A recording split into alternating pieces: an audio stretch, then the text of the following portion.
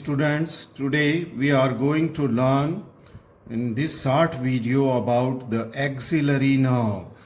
Axillary nerve, it is also known as the circumflex nerve. Now this nerve is an important nerve and usually there are the short notes. Reason being that this is very frequently injured in the dislocation of the humerus at the shoulder joint, and then also it is injured because of the fracture of the humerus at its surgical neck. Okay, let us come to the introduction of this short note.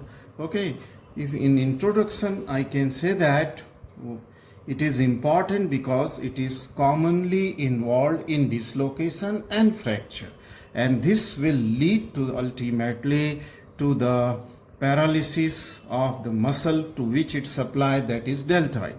So your shoulder joint, okay, will look which usually have a rounded shape, okay, I mean to say shoulder region that will become flat and the shoulder will go down, okay, because of the paralysis of the deltoid muscle. So that is the reason why this nerve is an important nerve.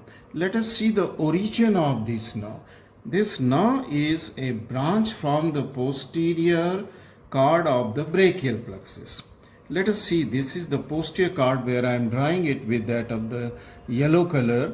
This is the posterior cord of the brachial plexus, okay, and then it gives a branch which runs towards the lateral side, and this branch in the axilla is that axillary nerve or circumflex nerve. See this, I have just drawn axillary nerve or circumflex nerve. Now then the posterior cord will then continues as that of the radial nerve. Okay, now let me tell you one thing, and that is now this nerve is, that is the axillary nerve, it lies deep to the if we see its relation, it lies deep to the third part of the axillary artery. So is the beginning of the radial nerve too. So just I wanted to show you the origin of the axillary nerve from that of the posterior cord of the, so that I have drawn it. Now this nerve, okay, posterior cord and the part of the radial nerve, all they lie posterior to that of the axillary nerve, okay, axillary nerve. So in course and its relation, we have seen that to begin with it lies posterior to the axillary nerve, then it goes in the axilla in relation to the third part of the axillary artery, then it turns towards the lateral side, and first it lies onto this muscle, and this muscle is in the posterior wall of the axilla, and that is called as the subscapularis muscle. So it lies first on the posterior wall of the axilla onto the subscapularis muscle, which is going towards the lesser tubercle of the humerus for insertion, right? And here it is the muscle called as the pectoralis minor. Just for landmark I have drawn it here. Okay, this is the coracoid process. So this will show you that below the lower border it is the third part of the axillary artery, and on deep to it lies the posterior cord and its branch, that is the axillary nerve and this radial nerve. Okay, then while it is going towards the lateral side here, first it will lie into the quadrangular space. Let us see how quadrangular space is formed. Where I am drawing it, this is the long head of the tricep muscle. Okay, this is the long head of tricep, and this muscle which I will draw here is going to the medial lip of the bicipital groove here at the upper end of the humerus, and this muscle is the teres major muscle. So this is the long head of the tricep. So this area is now called as the quadrangular area. Now from this quadrangular area, this nerve, that is the axillary nerve, will pass, okay, just at the lower border of the subscapularis, and at this side will also lie the capsule of the shoulder joint. Okay, so it lies very close to the capsule of the shoulder joint, lower border of subscapularis, and when we will see it from behind, this is we are seeing from front. Okay, you just keep on drawing this diagram with me. This is not given in any other book. Okay, so this is its superior relation, and inferiorly while it is crossing to that this quadrangular space here, that is it is below, it is in relation to the upper border of the teres major, and medially it is in relation to the long head of the tricep, and this is the surgical neck of the humerus. So this now, that is the axillary or circumflex, now has enter inside this quadrangular space, is going posterior onto the posterior aspect of the surgical neck of the humerus from the axilla. Okay, and then for the relationship onto the posterior aspect where it has gone through the quadrangular space, let us come to this second diagram. Okay, and this diagram you will see this muscle here which I am just drawing is that of the teres minor, and this teres minor is going on to the, this is greater tubercle. Okay, it is going to the greater tubercle, lowest part of the greater. So this is the teres minor. I think you keep on writing. Okay, so I am not writing, this is the teres minor, right? Okay, this muscle which we have seen from the anterior aspect also is now seen very well because it is going on to the posterior surface of the humerus, and this was the long head of the tricep. And this muscle which we have seen from anterior aspect was the teres major muscle, now can be seen here as lying lower down, because here it was seen in its complete, but some posterior side we are seeing that this is that teres major muscle on the back of which lies the long head of the tricep. Again we have come to the quadrangular space. Okay, this is surgical neck of the humerus, this is the long head of triceps, this is the teres minor, and then this is the teres major. Okay, so this is quadrangular space. And now you can see that this nerve is winding round after coming from the quadrangular space. It is just winding round or encircling the surgical neck of the humerus from the posterior aspect. This is that axillary nerve. Now throughout its course, okay, there is a artery which is also coming. Okay, this I will show you in the first diagram also. This artery is following the course of the radial and this axillary nerve or and this is the posterior circumflex humeral. Please write down posterior circumflex humeral, and this you can also see here on the posterior aspect after coming out from the quadrangular space. This is the posterior circumflex humeral artery, right?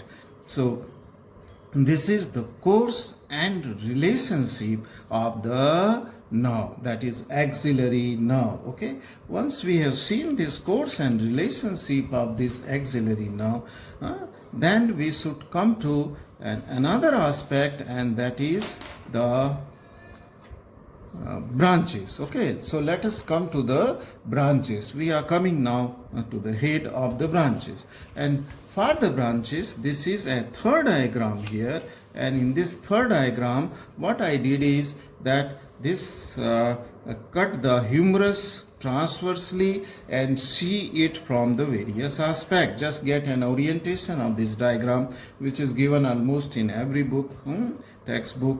Here this is an artery, what is called as the third part of the axillary artery, right? And from this third part of the axillary artery, their text origin is the circumflex humeral, the posterior, because this is anterior side, this is the anterior side, this is the medial side. Okay, the chest is here, thoracic region is here, arm is hanging by side, and this is the lateral aspect, and this is the posterior aspect of the arm. So the section is passing through the arm at the surgical neck of the humerus, right? So this is the posterior circumflex humeral artery, which is just encircling the surgical neck of the humerus, and then it will unite with that anastomos, with that of the anterior circumflex humeral, okay, which we have already learned, okay, when I was teaching you the axillary artery branches of that. So this is that. So this was just for orientation. Our main interest is into the axillary nerve or circumflex nerve. So after lying on to the subscapularis muscle, this goes through the quadrangular space, okay, which is here, and from quadrangular space then it winds round or it encircles the surgical neck of the humerus. So this is the humerus, okay, cross section of the humerus, right? This is that of the medial lip and the lateral lip of the bicipital group, okay, anterior, I mean to say, and posterior. So this nerve is going here. See, this is axillary nerve. While it is going here, as it comes close to that of the posterior border of the deltoid muscle. Let us see here. This is the deltoid muscle, okay, which I am just drawing by staple lines here. This muscle is the deltoid muscle, okay, in cross section. So this is the anterior part of deltoid, this is that of the lateral part of the deltoid, and this is the posterior part of the deltoid in the cross section, okay, in the cross section. So just at the going deep to the deltoid muscle, okay, before this the axillary nerve divides into two branches. Since we are on the branches, it has an anterior branch. This will be called as the anterior branch. Just let me write. So here I am writing anterior branch, and this one is the posterior. This is the posterior branch of the axillary nerve. And this anterior branch, let us see first, it goes accompanying to that of the posterior circumflex humeral artery, winds around it, and it goes right up to the very close to the anterior border of the deltoid muscles, okay, and it divides into many branches which gives to the muscle, okay. But the trunk itself gives a first branch before it divides into the anterior and posterior branch, and this is called as articular branch, which will run upward to supply the shoulder joint. So that is the first branch from axillary nerve, and then it divides into anterior and posterior. Now this posterior branch goes on to the superficial surface, first onto the posterior part of deltoid, then onto the lateral side, and it will divide into many cutaneous branches here called as upper lateral cutaneous nerve. These are called as upper, and it also gives the muscles, I mean say muscular branches to that of the deltoid. So they're both anterior and posterior. This is cutaneous branch. Anterior and posterior branches of this axillary nerve, they will supply the deltoid, they will supply the shoulder joint, and they will become the cutaneous branches, okay, it will become. And upper lateral cutaneous nerve, that is in the lower half of the deltoid, okay, on the lateral aspect of the surrounded shoulder. If you will feel that lower half of the deltoid or lower half of the upper part of the arm on the lateral aspect is supplied by the axillary nerve. That is the cutaneous branches, okay. So it has muscular branches, okay, and then these muscular branches, they go to the muscle, deltoid muscle. Let us see its distribution after completing the branches. Then it will have the cutaneous branches. I have seen upper lateral cutaneous nerve, okay, and then articular branch, I have told you that it will go to the shoulder joint. So three different distribution are there for the axillary nerve. Let us come very shortly to the applied anatomy of the axillary nerve. The first applied anatomy, I have told you that this is injured in two different regions. One is the dislocation of the shoulder joint.